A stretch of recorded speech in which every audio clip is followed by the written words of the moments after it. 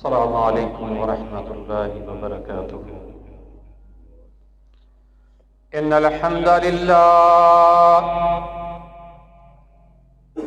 نحمده ونستعینه ونستغفره ونعوذ باللہ من شرور انفسنا ومن سیئات اعمالنا، من يهده الله فلا مضل له ومن يضلله فلا هادي له، وأشهد أن لا إله إلا الله وحده لا شريك له، وأشهد أن محمدًا عبده ورسوله، أما بعد فإن خير الحديث كتاب الله، وخير الهدي هدي محمد صلى الله عليه وسلم،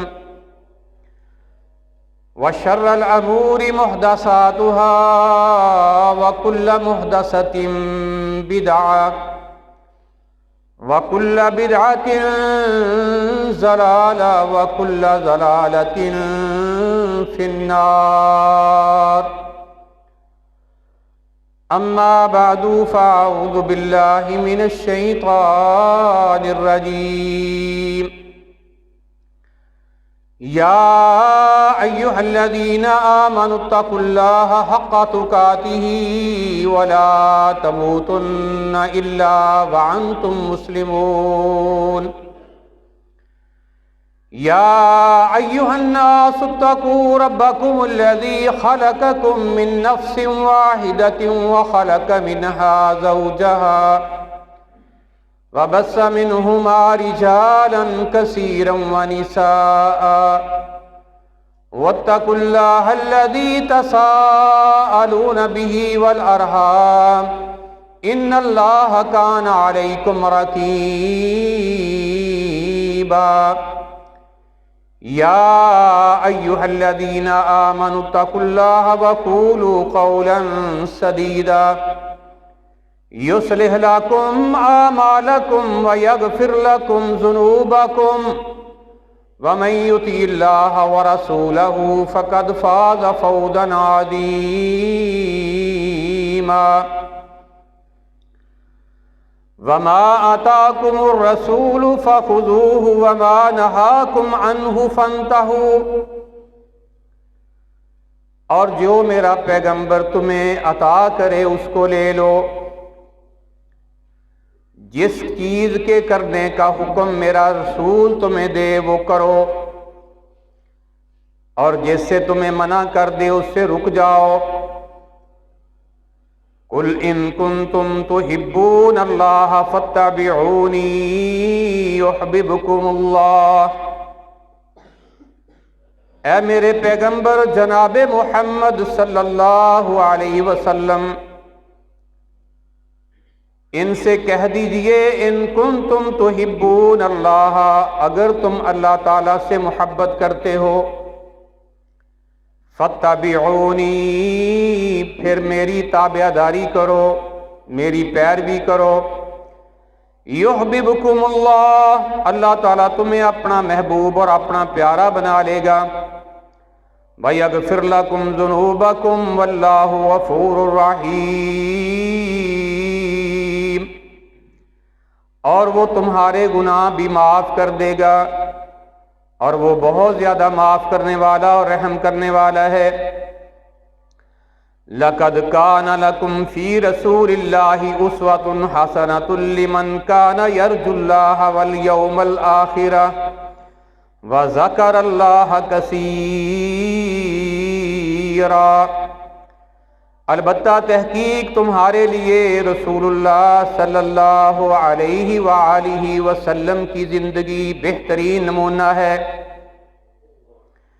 اس شخص کے لیے جو اللہ تعالیٰ سے ملاقات کرنے کی امید رکھتا ہے اور آخرت پہ یقین رکھتا ہے اور اللہ تعالیٰ کو کثرت سے یاد کرتا ہے فلا وربک لا یؤمنون حتی یحکموک فیما شجر بینہم، قسم ہے تیرے رب کی اس وقت تک وہ مسلمان مومن نہیں ہو سکتے جب تک کہ وہ اپنے جھگڑوں کے درمیان آپ کو فیصل اور ثالث مقرر نہیں کر لیتے، مان نہیں لیتے۔ ثم لا یجدوا فی انفسہم حرجا مما قضیت، پھر آپ جو فیصلہ کر دیں اپنے نفسوں کے اندر کسی قسم کی تنگی محسوس نہیں کرتے۔ وَيُسَلِّمُوا تَسْلِيمًا، اور اس کو مان لیتے ہیں مان لینا۔ فَإِن تَنَازَعْتُمْ فِي شَيْءٍ فَرُدُّوهُ إِلَى اللَّهِ وَالرَّسُولِ إِن كُنتُمْ تُؤْمِنُونَ بِاللَّهِ وَالْيَوْمِ الْآخِرِ، تم اپنے جھگڑوں کے درمیان اگر تمہارا کسی قسم کا کوئی معاملہ ہو، کوئی جھگڑا ہو، کوئی تنازع ہو، تو اس کو اللہ اور اس کے رسول کی طرف لوٹاؤ۔ اگر تم اللہ پر یقین رکھتے ہو اور آخرت پر ایمان رکھتے ہو۔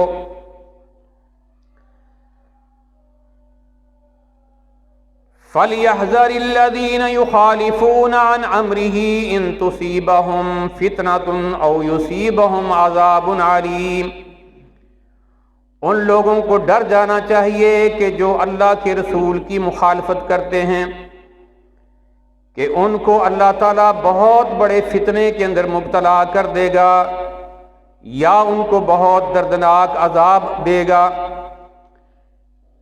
وَمَن يُشَاقِقِ الرَّسُولَ مِن بَعْدِ مَا تَبَيَّنَ لَهُ الْهُدَىٰ وَيَتَّبِعْ غَيْرَ سَبِيلِ الْمُؤْمِنِينَ نُوَلِّهِ مَا تَوَلَّىٰ وَنُصْلِهِ جَهَنَّمَ وَسَاءَتْ مَصِيرًا، جو کوئی اللہ کے رسول کی مخالفت کرتا ہے حق واضح ہو جانے کے بعد اور اللہ کے پیارے حبیب علیہ الصلوۃ والسلام کے صحابہ کا راستہ چھوڑ کر کوئی اور راستہ اختیار کرتا ہے، نُوَلِّهِ مَا تَوَلَّىٰ، جدھر پھرتا ہے ہم اس کو ادھر ہی پھیر دیتے ہیں، آخر اس کا ٹھکانہ جہنم بن جاتا ہے۔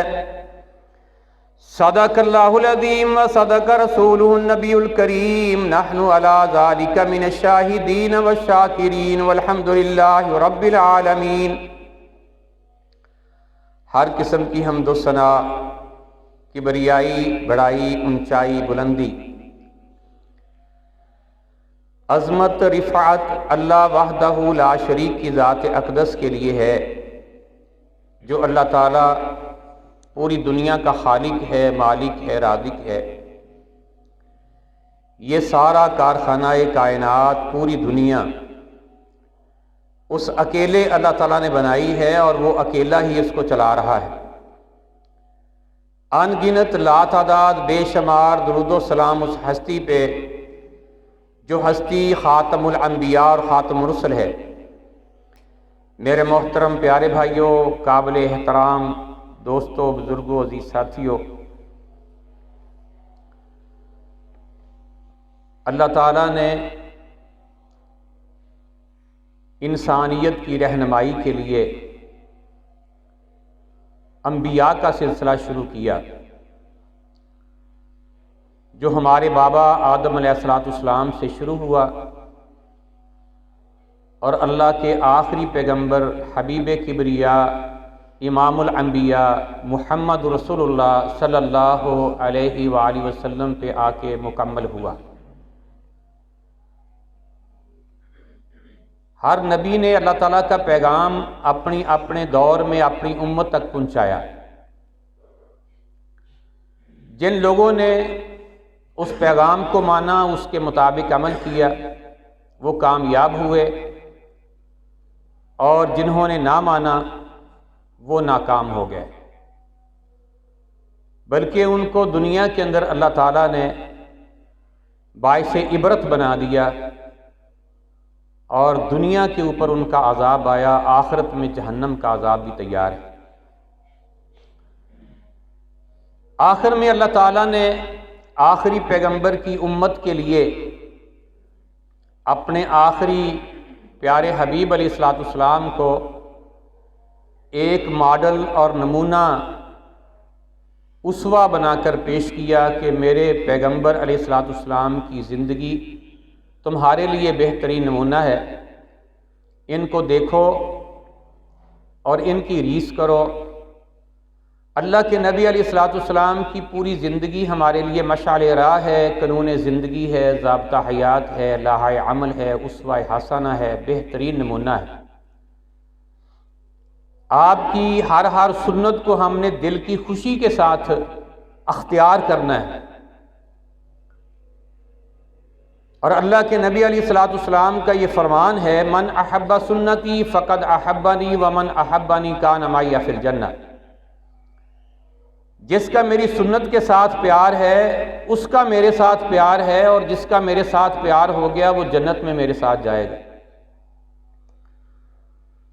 اللہ تعالیٰ نے قرآن مجید میں مختلف مقامات کے اوپر اس چیز کی ترغیب دی ہے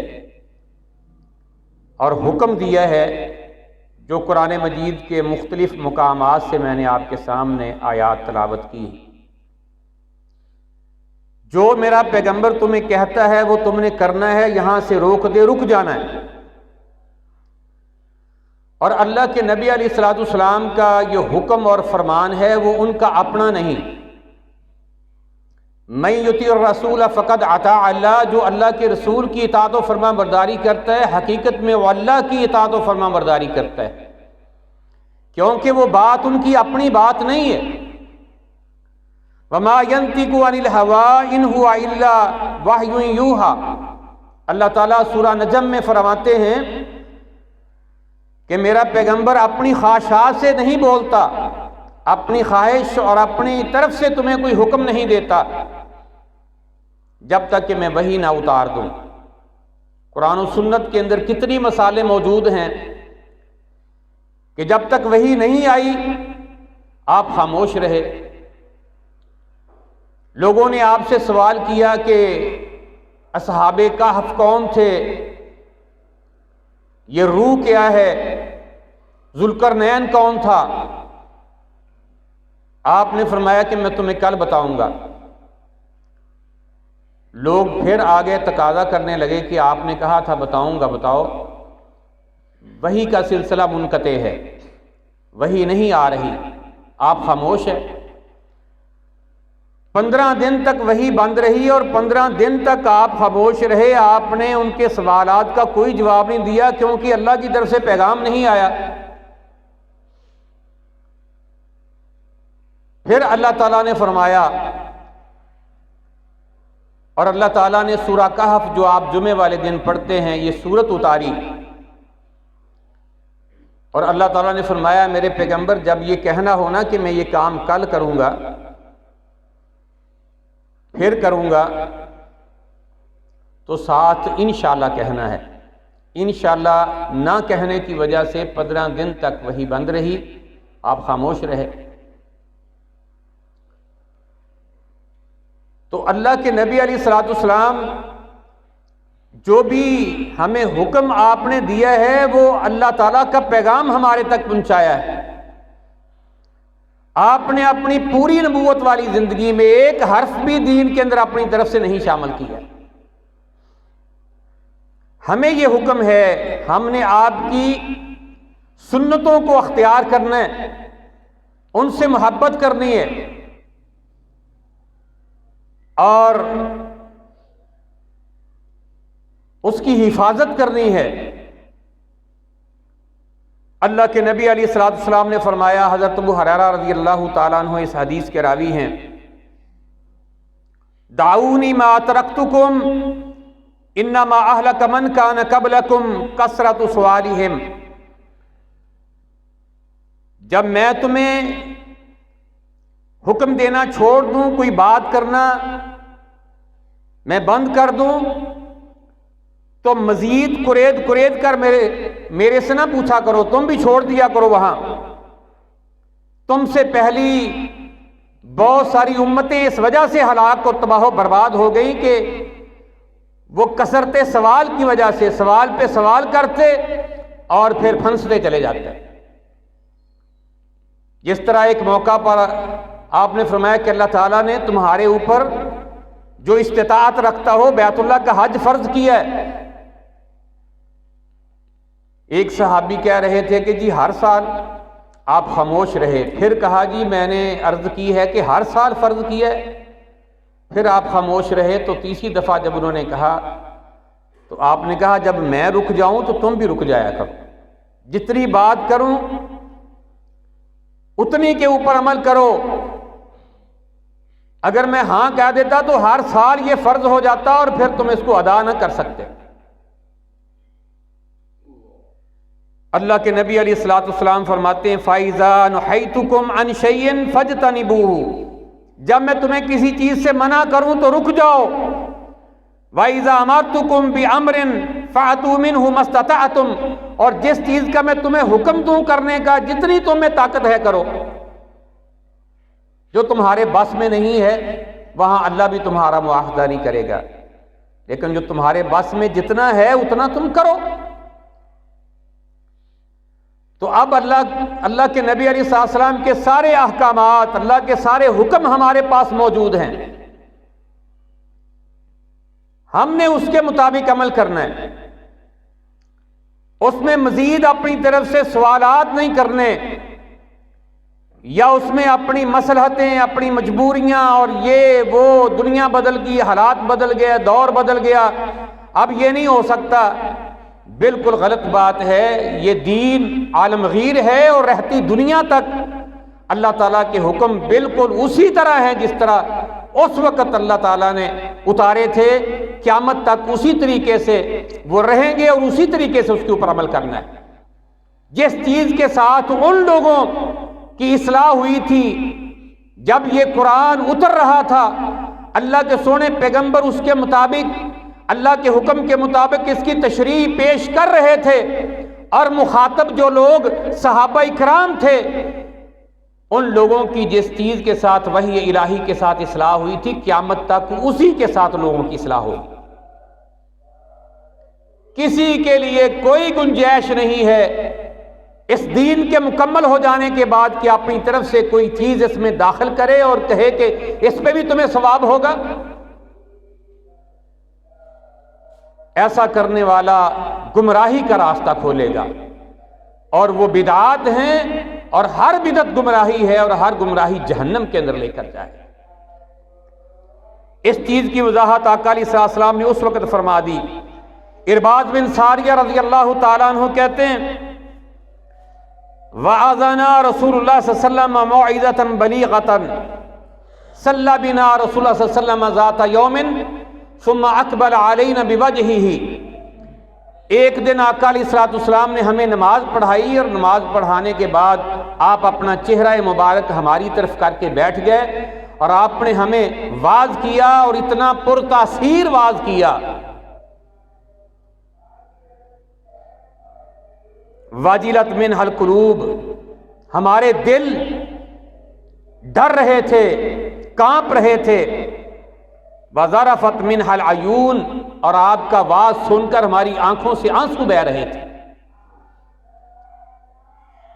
صحابہ کرام جب آقا علیہ الصلوۃ والسلام کی مجلس میں بیٹھے ہوتے اور آپ واعظ و نصیحت فرما رہے ہوتے تو پوزیشن یہ ہوتی تھی کہ بالکل حرکت بند ہے. یوں ہوتا جس طرح سانس بھی نہیں نکل رہا. ایسا محسوس ہوتا جس طرح ان کے سروں پہ پرندے بیٹھے ہیں، اگر تھوڑی سی بھی حرکت کی تو پرندے اڑ جائیں گے. اس انداز سے ہماتن سراپے گوش ہو کر پوری توجہ کے ساتھ دل و دماغ کی کھڑکیاں کھول کر آپ کی بات کو سنتے. اور اللہ کے نبی صلی اللہ علیہ وسلم نے اپنی امت کو اللہ اور اس کے رسول کی بات کو سننے کا یہی انداز بیان فرمایا ہے کہ ہم میں سے ہر ایک کے رونگٹے کھڑے ہو چکے تھے، دل کانپ رہا تھا، کپ کپی تاری تھی، آنکھوں سے آنسو جاری تھے. فَقُلْنَا یا رسول اللہ صلی اللہ علیہ وسلم کأنہا موعظۃ مودع. ہم نے کہا آقا علیہ السلام یوں محسوس ہو رہا ہے کہ یہ آپ کی زندگی کا ہم کو آخری واعظ ہے. فَأَوْصَيْنَا، آپ ہمیں کوئی وصیت کر دیں. وصیت انہی الفاظ کو کہا جاتا ہے جو بندہ دنیا سے جاتے ہوئے کرتا ہے یا لکھ کر اپنے پاس رکھی ہوتی ہے اور بعد میں اولاد دیکھتی ہے ہمارے بابا کی وصیت کیا ہے؟ فدائی کاروائی کرنے کے لیے جانے والا اپنی وصیت لکھ کر جاتا ہے کہ جب میری شہادت کی خبر آئے یہ وصیت نامہ میرے گھر پہنچا دینا۔ آخری زندگی کے الفاظ کو وصیت کرتے ہیں۔ آقا جی یوں محسوس ہو رہا ہے کہ آپ کی زندگی کا آخری واز ہے، ہمیں کوئی وصیت کر دے۔ آپ نے فرمایا اوصیکم بتقوی اللہ والسمع والطاعہ، میں تمہیں اس بات کی وصیت کرتا ہوں کہ اللہ سے ڈرتے رہے۔ یہ اللہ کا ڈر، اللہ کا خوف، للہیت، آخرت کی فکر، یہ ایسا عقیدہ ہے جتنا مضبوط ہوگا بندہ اتنا گناہوں سے برائیوں سے بچے گا، نیکیوں کی طرف رغبت کرے گا۔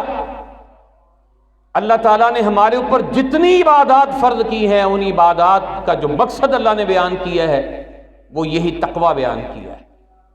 اللہ کا ڈر اور خوف تمہارے اندر پیدا ہو جائے، اللہ کی بات کی اہمیت اور احساس پیدا ہو جائے، بندے کو یہ پتا ہو کہ میرے اللہ کی بات ہے، سمعنا وأطعنا، میں نے سن لیا جی اور میں نے مان لیا جی۔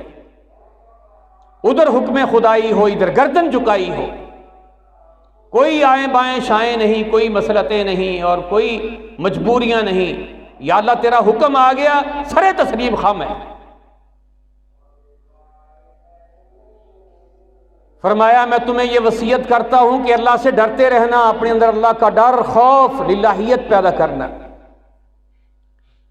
حضرت عمر رضی اللہ تعالیٰ عنہ امیر المؤمنین ہیں، اس وقت ابی بن کعب رضی اللہ تعالیٰ عنہ قاضی ہیں۔ ایک دن پوچھا، اللہ تعالیٰ نے یہ تقوی کے متعلق بہت زیادہ حکم دیا ہے اور بہت فضیلت بیان کی ہے، اللہ کے نبی علیہ السلام نے بھی یہی وصیت فرمائی ہے، مجھے یہ تو بتاؤ کہ یہ تقوی ہے کیا؟ ایسی خوبصورت بات بیان کی کہ پوری زندگی کا تقوی سمجھا دیا۔ کہا امیر المومنین کبھی ایسا بھی ہوا ہے کہ آپ کا گزر کہیں کانٹے دھار جھاڑیوں کے درمیان سے ہوا ہو؟ کہا ہاں، جب میں بکریاں چرایا کرتا تھا تو کئی دفعہ وہاں سے گزر ہوتا تھا۔ کیسے گزرتے تھے آپ؟ میں اپنے کپڑوں کو، اپنے دامن کو سمیٹ کے چلتا تھا کہ کہیں میرے کپڑے ان کانٹوں میں الجھ نہ جائیں۔ عرض کرنے لگے امیر المومنین بس یہی تقوی ہے۔ دنیا کی زندگی کے اندر ہر طرف شیطان کے پھیلائے ہوئے جال، ہتھ گنڈے اور کانٹے، نفس کی مجبوریاں، کافروں کی پھیلائی ہوئی گندی ثقافت،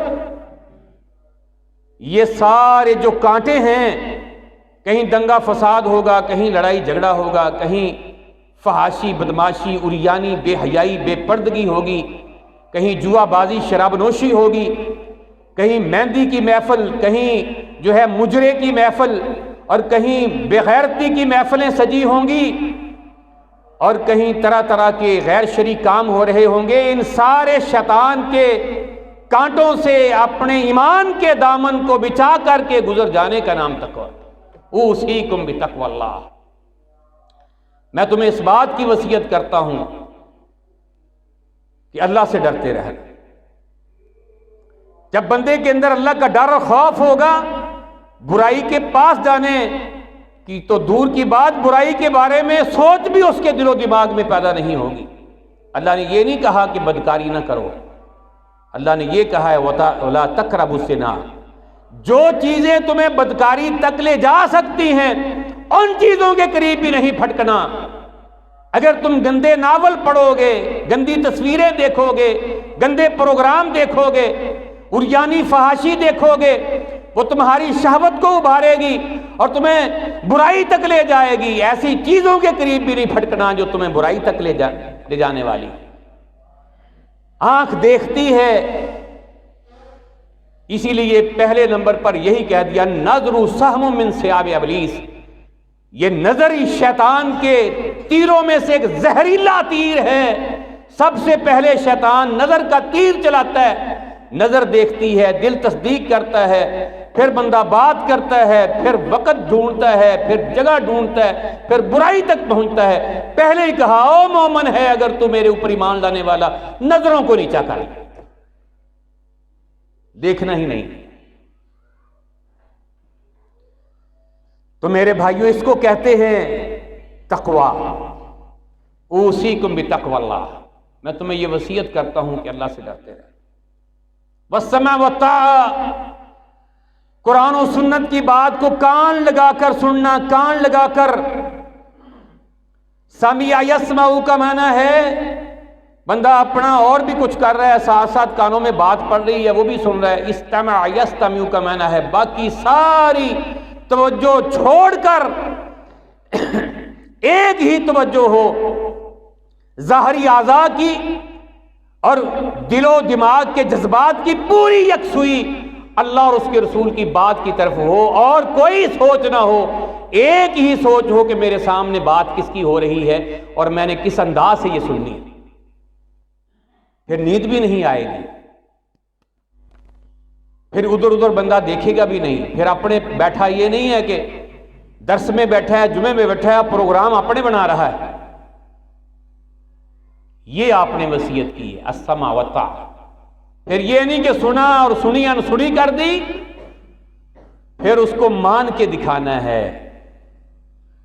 اقرار باللسان وتصدیق بالقلب وعمل بالجوارح، زبان سے کلمہ پڑھ کے، دل سے توحید و سنت کی تصدیق کر کے، پھر انگ انگ اللہ اور اس کے رسول کے حکم کے مطابق حرکت کرے، اس کو السمع والطاعہ کہتے ہیں۔ اطاعت کر کے دکھانی ہے۔ پھر اللہ کے حکم کے بغیر آنکھ نہ دیکھے، کان نہ سنے، زبان نہ بولے، ہاتھ حرکت نہ کرے، قدم اٹھ کے نہ جائے، اور جو ہے شرمگاہ غلط جگہ استعمال نہ ہو، اور پیٹ کے اندر لقمہ حرام کا نہ جائے۔ اللہ کہتے ہیں پھر میں اس کو اپنا ولی اور اپنا دوست بنا لیتا ہوں، اور جو اس کے ساتھ دشمنی رکھے میں اس کے خلاف اعلان جنگ کرتا ہوں۔ اللہ ایک مومن مسلمان کو اور اللہ کے نبی صلی اللہ علیہ وسلم کی امتی کو ایسا دیکھنا چاہتا ہے۔ میرے بھائیوں، یہ اسلام، یہ دین، یہ منہج، یہ موم کی ناک نہیں کہ جدھر چاہو اس کو مروڑ لو، جو دل کو اچھا لگا اس کو اختیار کر لیا، جو نہ اچھا لگا اس کو ریجیکٹ کر دیا۔ نہیں، افتؤمنون ببعض الکتاب وتکفرون ببعض، میری کتاب کے کسی حصے پہ عمل کرتے ہو، کسی کو چھوڑ دیتے ہو، یہ روش اللہ کی قسم مسلمان کی نہیں، یہ یہودیوں کی اللہ نے بیان کی، یہ مسلمان کی نہیں۔ مسلمان کو اللہ نے کیا حکم دیا؟ ادخلوا فی السلم کافہ، اسلام کے اندر پورا کا پورا داخل ہونا ہے، تیرے سر کے بالوں سے لے کر تیرے قدموں کے ناخنوں تک پورا اسلام نافذ۔ تو یہ وصیت کی، اوصیکم بتقوی اللہ والسمع والطاعہ وَإِنَّ تُعَمَّرَ عَلَيْكُمْ عَبْدًا حَبَشِيًّا، اور اگر تمہارا کوئی امیر ایک حبشی غلام بھی بنا دیا جائے، اس کی بھی اطاعت کرنی ہے جو قرآن و سنت کے مطابق تمہیں حکم دے۔ وَإِنَّهُ مَن يَعِشْ مِنكُمْ بَعْدِي فَسَيَرَىٰ اخْتِلَافًا كَثِيرًا، بے شک میرے بعد میں جو میرے امتی زندگی بسر کریں گے بہت زیادہ اختلافات کو دیکھیں گے، بہت زیادہ اختلافات کو دیکھیں گے۔ پہلی امتوں کے 72 فرقے ہوئے تھے، میری کے 73 ہوں گے، کلہم فی النار، سارے جہنم میں جائیں گے، اس وجہ سے کہ میرے دین کے اوپر نہیں ہوں گے۔ امتی ہوں گے میرے، بات میری نہیں مانیں گے، میری باتوں کو بدلیں گے، تبدیل کریں گے، میرے دین کے اندر اور چیزوں کا اضافہ کریں گے، توحید کے مقابلے میں شرک کو ایجاد کریں گے، سنت کے مقابلے میں بدعت کو ایجاد کریں گے، کافروں کی، ہندوؤں کی اور غیر مسلموں کی رسموں کو اختیار کریں گے۔ کلہم فی النار الا ملۃ واحدہ، ایک ملت، ایک جماعت ایسی ہوگی جو کامیاب ہوگی۔ من ہم یا رسول اللہ صلی اللہ علیہ وسلم، صحابہ کہتے ہیں ہم نے عرض کی آقا جی وہ کون لوگ ہوں گے؟ ما انا علیہ واصحابی، جس طریقے پر میں ہوں اور میرے صحابہ ہیں، جو لوگ اس طریقے پر ہوں گے وہ کامیاب ہیں۔ جو اس طریقے پر ہوں گے وہ کامیاب ہیں۔ تو میرے بھائیوں، ہم نے اس طریقے کے اوپر رہنا ہے، یہ ٹریک ہے، اپنی اعمال کی گاڑی اس ٹریک کے اوپر چلانی ہے۔ آپ ذرا اندازہ کریں، لین گاڑی کے ٹریک کے اوپر سے، لائن کے اوپر سے اگر 50 بوگیاں ہیں تو ایک بوگی کا ایک ٹائر پہیا جو ہے وہ نیچے اتر جائے تو پھر سب کا بنے گا کیا؟ ترکت فیکم امرین لن تضلوا ما تمسکتم بہما کتاب اللہ و سنتی، میں تمہارے اندر دو چیزیں، وحی الہی، اللہ کا قرآن، میری سنت، طریقہ، منہج چھوڑ کر جا رہا ہوں، یہ ٹریک ہے، فاتبعوہ ولا تتبعوا السبل فتفرق بکم عن سبیلہ، اس کے اوپر چلنا ہے، اس کی پیروی کرنی ہے۔ ادھر ادھر کے راستوں کی پیروی کرو گے صراط مستقیم سے بھٹک جاؤ۔ میرے محترم پیارے بھائیوں، ہر کام کرنے سے پہلے سیکھنا ہے سنت کے مطابق کیسے کرنا ہے، جو ہم کر رہے ہیں اس کو جانچنا ہے، سمجھنا ہے، غور کرنا ہے، دیکھنا ہے کہ کیا میں جو کر رہا ہوں آقا جی کی سنت کے مطابق کر رہا ہوں، یہ اس دین کے مطابق کر رہا ہوں جو اللہ نے خود بنا کر آسمان سے اپنے پیغمبر پہ اتارا، اللہ کے سونے پیغمبر نے اپنی امت کے سامنے پیش کیا، اور اللہ تعالیٰ نے قیامت تک اس کی حفاظت کا ذمہ بھی اٹھایا ہے۔ وہ خالص دین آج بھی ہمارے پاس موجود ہے اور قیامت تک باقی رہے۔ کوئی بندہ یہ عذر نہیں پیش کر سکتا کہ مجھے تو پتہ نہیں تھا کہ اصل دین کیا ہے۔ اللہ نے عقل دی، شعور دیا، فہم و ادراک دیا، سوچنے کے لیے، بولنے کے لیے زبان دی، دیکھنے کے لیے آنکھیں دی، سننے کے لیے کان دیے، یہ اس لیے کہ میرے دین کو سمجھنا ہے۔ وما خلقت الجن والانس الا لیعبدون، میں نے جن اور انسانوں کو صرف اپنی عبادت، اپنی غلامی کے لیے پیدا کیا ہے۔ جو بھی ہم نے کام کرنا ہے اللہ کی غلامی میں کام کرنا ہے، اپنی مرضی سے نہیں کرنا، کافروں کی مرضی کے مطابق نہیں کرنا، اپنے نفس کے کہنے کے مطابق نہیں کرنا، اپنی اولاد، اپنی بیوی، اپنی برادری، اپنی پارٹی کے پیچھے چل کر نہیں کرنا، ہر کام اللہ اور اس کے رسول کے حکم کے مطابق کرنا ہے۔ یہ ایک مومن مسلمان کی زندگی ہے۔ بہت زیادہ اختلافات کو دیکھو گے، ان اختلافات کے دور میں تمہیں کیا کرنا ہے؟ فعلیکم بسنتی و سنت الخلفاء الراشدین المہدیین، عضوا عنہا بالنواجذ، تم میری سنت کو، میرے طریقے کو، میرے خلفاء راشدین کے منہج اور طریقے کو اپنی داڑھوں کے ساتھ مضبوطی سے پکڑ لینا۔ وَإِيَّاكُمْ وَمُحْدَثَاتِ الْأُمُورِ فَإِنَّ كُلَّ بِدْعَةٍ ضَلَالَةٌ، دین میں جو نئی چیزیں ایجاد ہو رہی ہیں ان سے بچ جانا، کیونکہ وہ بدعات ہیں اور وہ گمراہی ہے۔ وفی روایت کل ضلالۃ فی النار، اور ہر گمراہی جہنم کے اندر لے جائے۔ صحیح ابو داود اور صحیح ترمذی کے اندر یہ حدیث موجود ہے۔ اللہ کے سونے پیغمبر نے ہمیں ہماری زندگی کا پورا پروگرام دے دیا، کوئی اپنی مرضی نہیں۔ مسلم کہتے ہی اس کو ہیں جو اپنے آپ کو اللہ اور اس کے رسول کے سپرد کر دے، اپنی ناک میں نکیل ڈالے، اطاعت و فرما برداری کی، رسی اس کی آقا کے ہاتھ میں پکڑا دے، آقا جی دے مجھے لے کر جائیں گے، میں ان کے پیچھے پیچھے جاؤں گا، آج کے بعد میری نہیں چلے گی، اگر چلے گی تو اللہ کی چلے گی، اللہ کے سونے پیغمبر کی چلے گی، اور بس۔ ہم نے تو رسیاں اور کئیوں کو پکڑا دی، اپنی تقلید کے پٹے گلے میں ڈالے، اور اپنے اماموں کو اور بزرگوں کو اور پیروں کو جو ہے وہ اس کی رسی پکڑا دی کہ وہ جدھر مرضی لے جائے۔ تو میرے محترم پیارے بھائیوں، حضرت ابو ہریرہ رضی اللہ تعالیٰ عنہ کہتے ہیں اللہ کے نبی علیہ السلام نے اعلان فرمایا، کل امتی یدخلون الجنہ، میری ساری کی ساری امت جنت میں جائے گی، الا من ابا، وہ جنت میں نہیں جائے گا جس نے جنت میں جانے سے انکار کر دیا۔ قیلا، ومن یأبی یا رسول اللہ صلی اللہ علیہ وسلم۔ صحابہ نے عرض کی آقا جی وہ کون ہے جو جنت میں جانے سے انکار کر دے گا؟ فرمایا من اطانی دخل الجنہ ومن عصانی فقد ابا، جس نے میری اطاعت و فرما برداری کی وہ تو جنت میں جائے گا، اور جس نے میری نافرمانی کی اس نے جنت میں جانے سے انکار کر دیا۔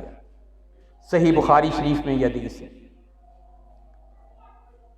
میرے محترم پیارے بھائیوں، کلمہ پڑھ لینے کے بعد بندہ یہی اقرار کرتا ہے اللہ کے سامنے کہ آج کے بعد اللہ اور اس کے رسول کی بات کو مانوں گا۔ تو اللہ تعالیٰ نے آپ کے لیے جنت بنائی ہے، لیکن اس میں جانے کے لیے یہ شرط لگائی ہے کہ میرے پیغمبر کی اطاعت و فرما برداری کرنا۔ سلمہ بن اقوا رضی اللہ تعالیٰ عنہ کہتے ہیں ان رجلا اکل عند رسول اللہ صلی اللہ علیہ وسلم بشمالہ، ایک شخص اللہ کے نبی صلی اللہ علیہ وسلم کے سامنے اپنے بائیں ہاتھ سے کھانا کھا رہا تھا۔ فقال کل بیمینک، آقا جی فرمانے لگے او بھئی دائیں ہاتھ سے کھاؤ۔ قال لستطیع، کہنے لگا دائیں ہاتھ میں کھانے کی طاقت نہیں ہے۔ یہ بات اس نے آپ کے حکم کے انکار اور تکبر کے اندر کہی، یہ نہیں تھا کہ واقعی اس کے دائیں ہاتھ میں طاقت نہیں تھی، اس نے آپ کے حکم کو اہمیت نہیں دی۔ کیا حرج ہے اس میں؟ جو ہم بہت ساری باتوں میں کہتے ہیں کہ دین سارا داڑھی دیا آ گیا ہے، دین سارا شلوار چیا آ گیا ہے، داڑھی میں نہیں آ گیا، شلوار میں نہیں آ گیا۔ یہ تو ہے کہ داڑھی دین میں ہے، شلوار دین میں ہے۔ ما اسفل من کعبین فہو فی النار، اگر تو سنت کی مخالفت کرتے ہوئے اس کو ٹخنوں سے نیچے لے گیا تو پھر ٹخنوں تک تو جہنم میں چلا گیا۔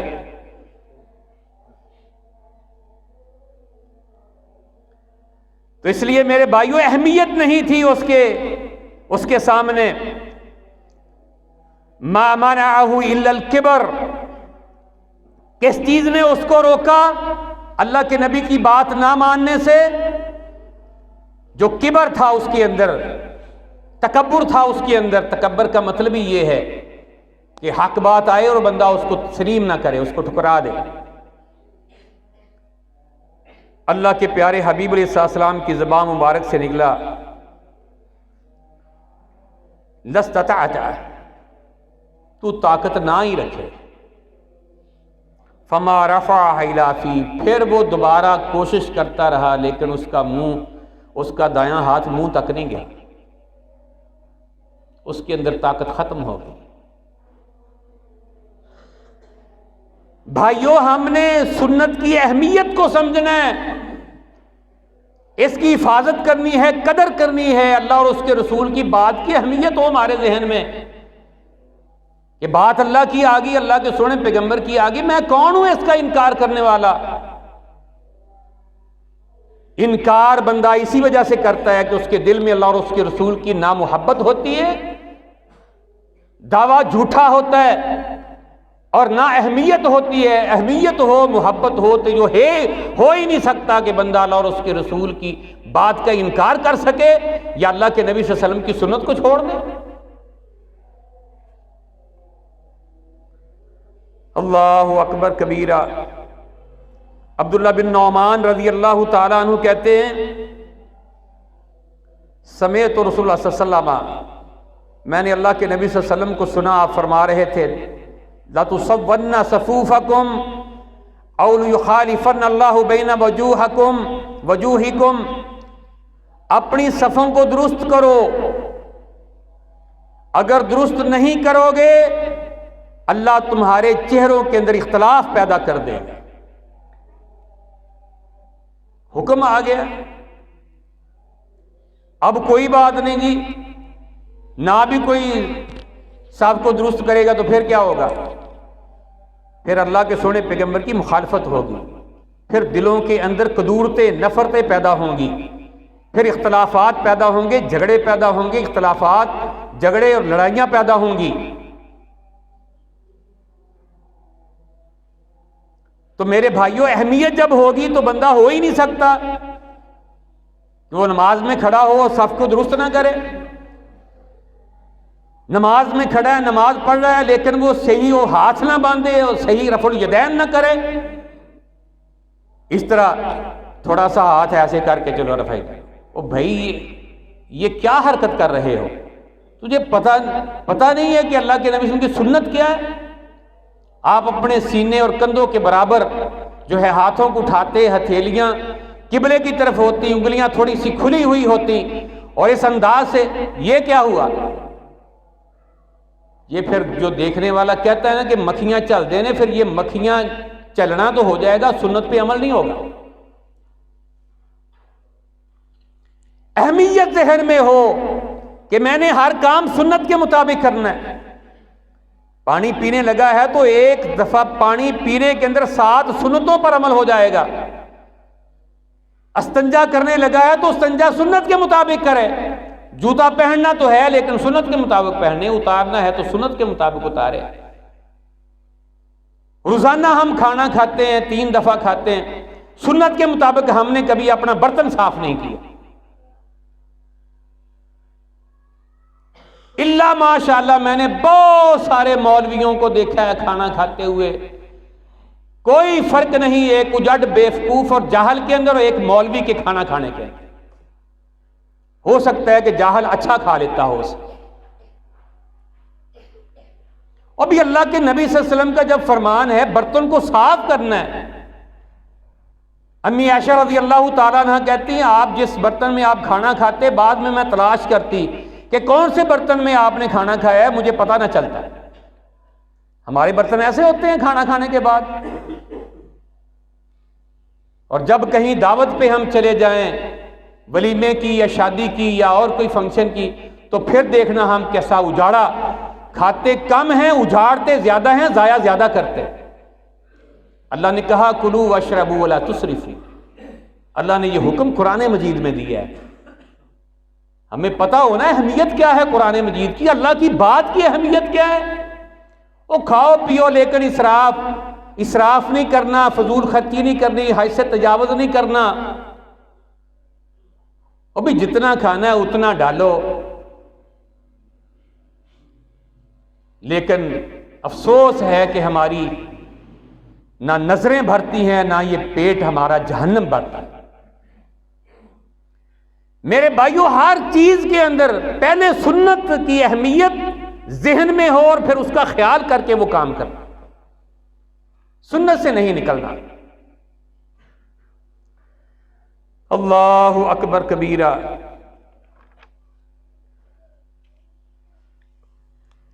آقا علیہ الصلوۃ والسلام فرماتے جو دین میں تمہارے اندر دے کر بھیجا گیا ہوں نا، ہدایت دے کر بھیجا گیا ہوں،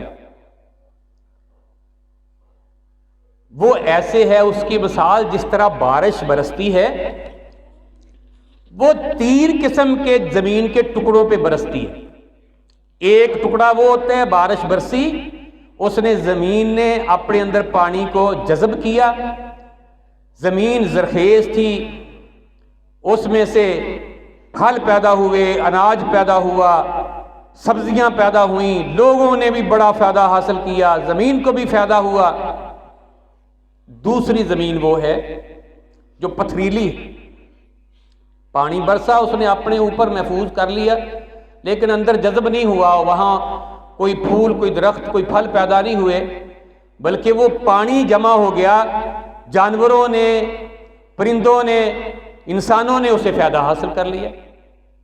تیسری وہ ہے جس نے نہ چٹکل میدان ہے، نہ اپنے اندر جذب کیا اور نہ ہی لوگوں نے اسے، نہ وہاں اکٹھا ہوا، نہ لوگوں نے فائدہ حاصل کیا، نہ زمین کو بھی فائدہ ہوا. میں یہ اللہ کا دین تمہارے اوپر اللہ کی طرف سے آنے والی بارش کی طرح تمہارے اوپر برسا رہا ہوں. اب تم 3 قسم کے لوگ ہو. ایک وہ ہیں جو میری بات کو اہمیت دیتے، دل و دماغ میں جگہ دیتے ہیں، سنتے ہیں کان لگا کر، اس پر عمل کرتے ہیں، خود بھی وہ ان کو فائدہ ہوتا ہے، پھر اس کی آگے دعوت دیتے ہیں، لوگوں کو بھی فائدہ ہوتا ہے، خود بھی جنت میں چلے گئے اور کئیوں کو جنت میں لے کر چلے گئے. دوسرے وہ پڑھ لیا، مولوی بن گیا، لوگوں کو بتا رہا ہے، لوگ اس کی سن کر عمل کر رہے ہیں لیکن خود عمل نہیں کر رہا، خود نہیں عمل کر رہا، خود نہیں فائدہ ہو رہا لیکن لوگوں کو فائدہ ہو رہا ہے۔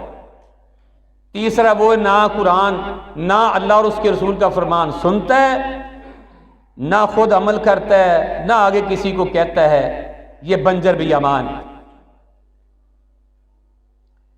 تو میرے بھائیوں، اس لیے آپ نے فرمایا کہ جو پہلی قسم کی زمین ہے نا زرخیز، ویسے بن جاؤ،